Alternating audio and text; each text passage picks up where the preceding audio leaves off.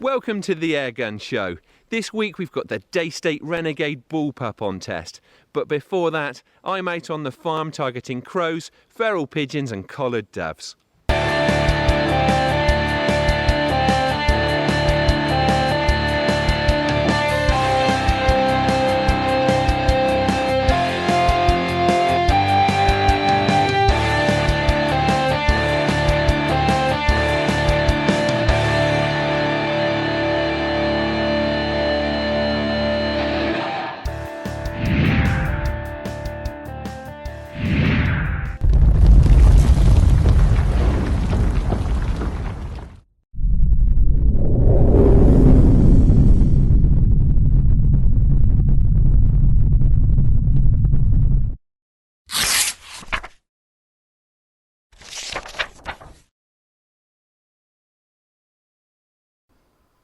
Right, I'm back out on the farmyard today. Now, we were only last here a few weeks ago and we did have quite a good session. However, this time of year, autumn and going right on through into the winter can be a really good time to concentrate on your farmyard permissions. Most of the crops will be in, be that food for human consumption or animal feed, and if it's being stored on the farm, then it's going to attract pests. So, I'm confident that we should get a few shots today. Right, a quick word about my kit. Now, it's the usual Air Arms S510 Ultimate Sporter, which I use for a lot of my farmyard shooting, and the usual Sports Match mounts, but I've changed my scope. Now, a lot of you will remember that for a long time I've been using the MTC Genesis UL, which is a really nice, bright, compact little scope, but it is fixed parallax, and that caught me out last time we were out ratting, shooting over only about 10 or 12 metres, and because I had the scope parallaxed at closer to 30, the shots that we got through the scope were quite blurry. So what I've done, I've changed across to the MTC Optisan EVX, that's 3 to 12 by 44, and that parallax is down, right down to just 10 metres, which hopefully next time we're out filming through the scope should keep those close range shots nice and sharp. Useful tip for you, I've actually had to shim these scope mounts to get some clearance between the saddle of the scope and the top of the magazine, which was just about touching when I first dropped the scope into these mounts. Now, I could use higher mounts, but I do like to have the centre of the tube of the scope as close to the barrel as I can, just because it reduces the amount of holdover you need to use for close range shots. So instead of going over to higher mounts, what I've done is used old 35mm camera film, and I've cut it to fit the lower cradle of the mounts and just put a couple of slips of that in, and that's just lifted the scope just enough to put just a gnat's whisker of clearance between the top of the mag and the bottom of the scope saddle. Now, shimming can be useful not just if you need to get more clearance between your scope and a magazine, but also if you run out of upward or downward adjustment on your elevation turrets. So all you need to do is put one slip of camera film either on the front mount or on the back mount, and that will just creep the scope up just a fraction and usually get you the adjustment that you need. So that's the kit. Let's go and see what's about.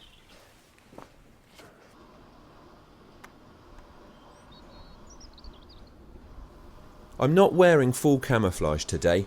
It's rarely necessary on the farmyard, where pests soon become accustomed to the comings and goings of farm workers.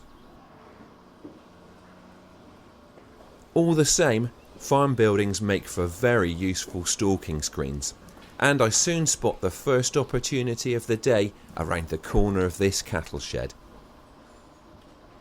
It's a feral pigeon. This farm is blighted by these flying pests.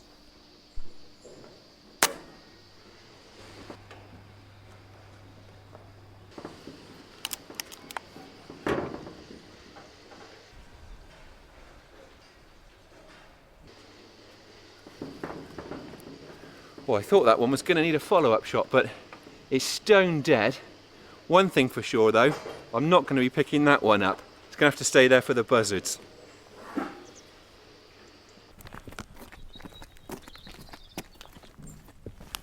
The level of day-to-day disturbance on most farms means you don't usually have to creep around like you do in the fields.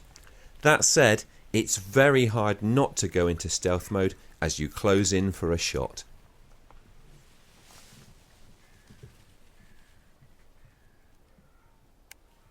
And once again, It's a rooftop feral pigeon.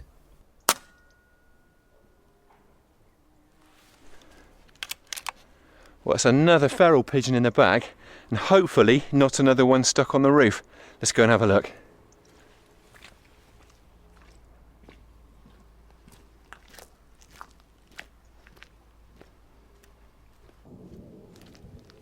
At least this one is retrievable, but I'm not going to mess about carrying it around with me. Well, I don't want my hands full with dead pigeons, so we'll come back for that one later on. Let's see if we can get some more.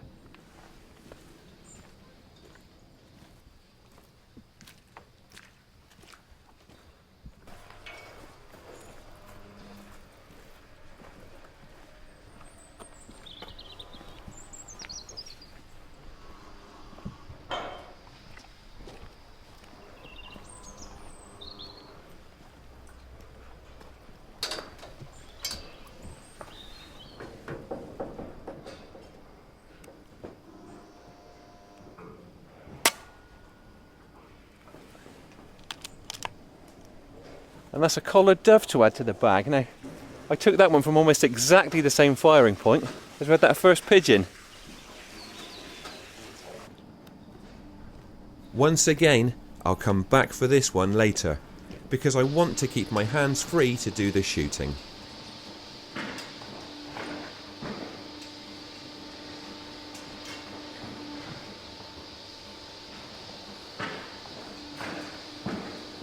This shed is usually a real favourite with the feral pigeons and an absolute banker for a few shots, but it's looking very quiet in here today.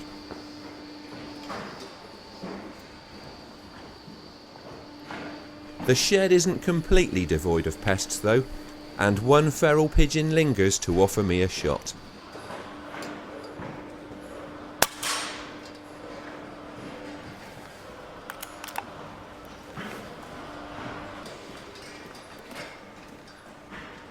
I'd like to say that the lack of feral pigeons in here is purely down to my pest control efforts. I have accounted for hundreds on this farm over the last couple of years, but there are still plenty left, and I've got a feeling that they're just elsewhere. Well, it's usually full of feral pigeons in here, yet there are hardly any in here today. Everything seems to be outside enjoying the bit of sun that we're having, so we'll head back out there.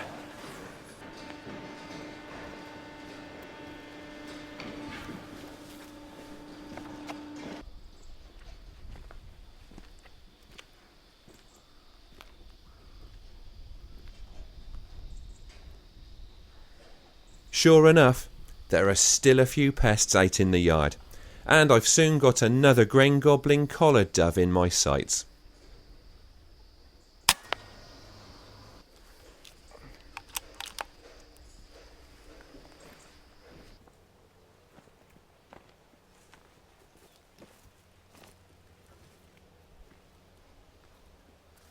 And as I walk around to where the last bird fell, 2 more doves have already pitched in on the same wire.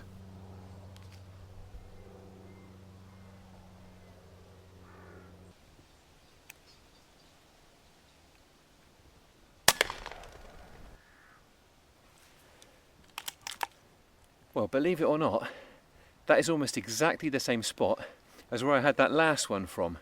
They obviously really like that perch.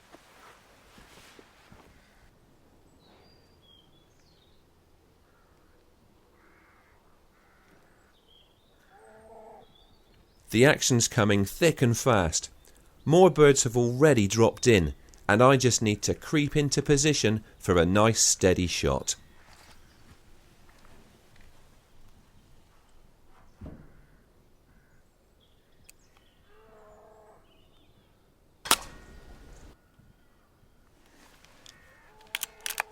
Well, that is a very welcome bonus.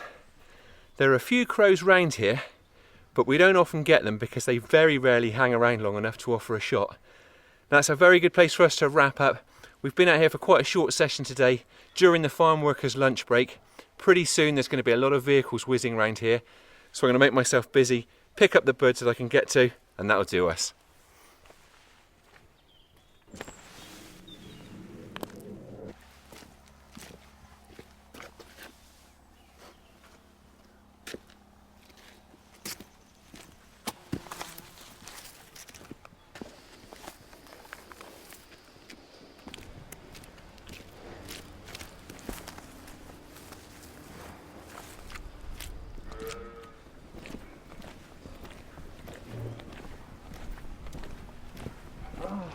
And just look at the birds lining up on that rooftop now that the airgun is packed away and the tractors are back in action.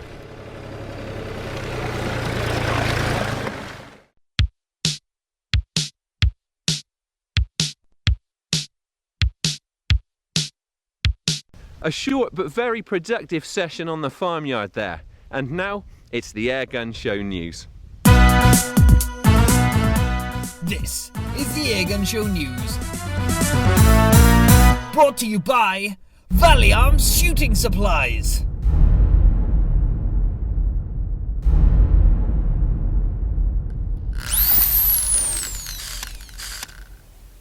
Turkish gunmaker Hatsan has launched a new multi-purpose PCP.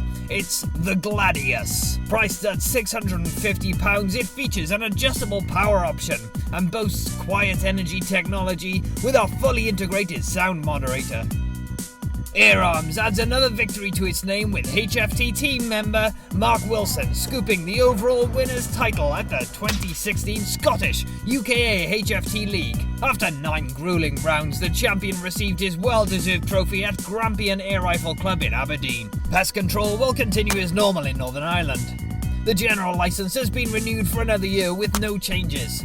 This means the control of pest birds such as pigeons, crows, magpies and jackdaws by shooting or other methods can continue as before. Shooters now await the renewal of general licences in England, Scotland and Wales. And finally, Junior Air Arms Ambassador Abby Warren has claimed the runner-up award in the Young Sports Achiever of the Year at the Everybody Awards. 14-year-old Abby was nominated for a third time following her victories in the 2016 English Sporter Championships and National Scout Shooting Competition. That was the Airgun Show news.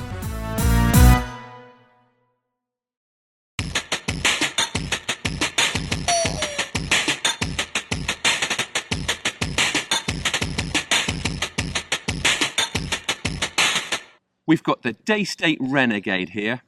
Now, this bullpup may look a lot like its Pulsar stablemate, but its internals are actually very different and feature less of the computerised complexity. As a result, it's a much simpler airgun to use, and at £1,299, it's also several £100s cheaper. The Renegade's bullpup design makes it extremely compact. It measures just 76 centimetres from end to end and tips the scales at around 3.5 kilos unscoped. It's very pointable and feels great in the shoulder. In fact, I reckon it feels better balanced than the Pulsar. The ambidextrous stock is made from an extremely tough synthetic material. There's an integral accessory rail at the fore end and it's grooved behind that, which makes for a nice hold. The drop-down pistol grip is well proportioned and sets you up just right for the trigger. I also really like the adjustable butt pad, which apart from offering upward and downward adjustment, can also be offset to the left or right. Being able to put some cast into the stock results in a refined gun fit that's much better than the typical one-size-fits-all ambidextrous stock. The cheek support and side lever can also be reversed for left-handers. Typical of Daystate, there's no skimping when it comes to design and engineering, and I can't find any shortfalls when it comes to the finish of the Renegade. It's a very tidy and solidly constructed airgun. The anti-glare finish on the metalwork gives protection against corrosion and also prevents it from flashing in the sunlight and attracting unwanted attention in the field. The scope rail should accommodate most optics, but it is quite high above the barrel. You can combat that to some degree by using lower mounts, but you can only go so low, otherwise you're going to compromise eye alignment. Now, having such a gap between the scope and the barrel means that you do have to be very careful not to cant the gun. Daystate have gone so far as to fit a level to help you ensure that you keep it dead upright. As I mentioned earlier, the Renegade doesn't feature the Pulsar's computerised internals. Its mechanical action features the Harper patented slingshot system found on the Huntsman and Wolverine. This very refined system reduces hammer bounce, resulting in a faster, smoother, more efficient firing cycle. The Renegade does feature an electronic trigger. This hybrid unit makes for a far more responsive trigger than you get on your typical bullpup setup, which tends to feature all manner of rods and links. The result is an extremely crisp and predictable trigger that's very easy to adjust for length and weight. Daystate says the battery that powers it is good for up to 17,000 shots. I'll take their word for that. The wide, flat trigger blade is a design that I particularly like. It gives plenty of feel and sits nicely against the pad of your finger. Behind that is a very secure crossbolt safety catch. You push it in from the left to make the gun safe, and then push it back from the right when you're ready to take the shot. The gun runs a slick 10-shot magazine that's operated by the fast and very smooth side lever action. You pull it back to cock the gun and cycle the magazine, and then push it forwards to push home the pellet. The gun won't fire if the side lever is open. You fill up with air via the quick fill connection at the front of the cylinder. The .22 caliber test gun returned around 200 very consistent shots at just a shade over 11 foot-pounds from a 210 bar fill, and you should be able to expect about the same number in 177. The 33 foot-pound FAC rated version gives around 60 shots per fill. You can keep an eye on air reserves via the gauge on the underside of the stock. Right, that's the Renegade's vital statistics. Let's see what it actually shoots like.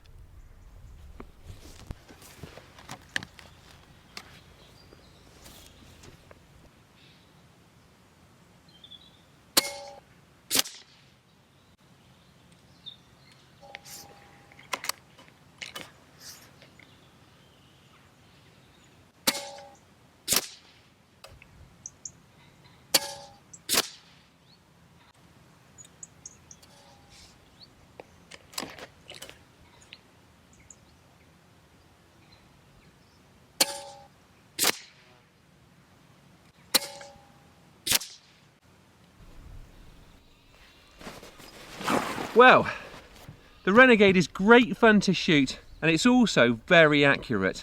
We've got a pretty still day today, so I pushed the target out to 30 metres. Now, bearing in mind that the circle I was aiming at is about the size of a 2p piece, that was a very tight 5-shot group. So, to sum up, the Renegade is a brilliant little bullpup. It isn't cheap, but you do get a lot of gun for your money, even if it isn't very big. Now, the Renegade does share a lot of features with the Pulsar, but I don't think it's fair to regard it as just being a more affordable version of Daystate's flagship. The Renegade is a fantastic airgun in its own right.